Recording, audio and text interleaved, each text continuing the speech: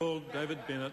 Thank you, Mr Speaker. I just want to take a short call on this bill, but basically to refute the load of rubbish we just heard from the last speaker about the glory of the Labor Party in keeping prices down. The Labor Party, where prices to consumer groups rose 72%. 72%.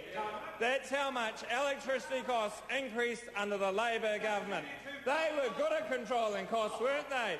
They were really good at controlling costs. They can come into this House now and cry crocodile tears and say how they're sorry and that they will not do the same thing, but they can't be trusted. You can't trust the Labor Party. They ripped billions of dollars out of the electricity sector, out of those SOEs, while they were in government. They took $3.1 billion out of the sector and they increased the price to the consumer by 72%.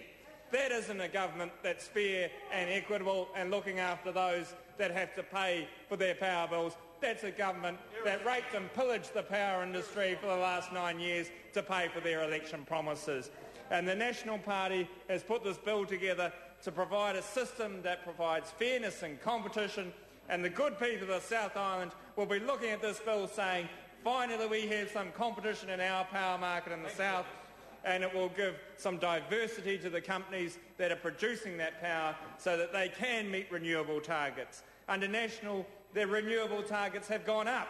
We've got more renewable energy coming on board than under Labor, and Labor was going to have the ban on thermal generation. They were going to increase the price of power and they wouldn't have had a word or a measure for the consumers. They were just going to do it and rip the guts out of that industry. Mr Speaker, this is a good bill. It helps New Zealand consumers. It helps the New Zealand electricity industry. It's important for the structure and direction of that industry, and we support it 100%, and it's going to be in the best interests of New Zealanders going forward. We commend it to the House. I call Brendan Burns.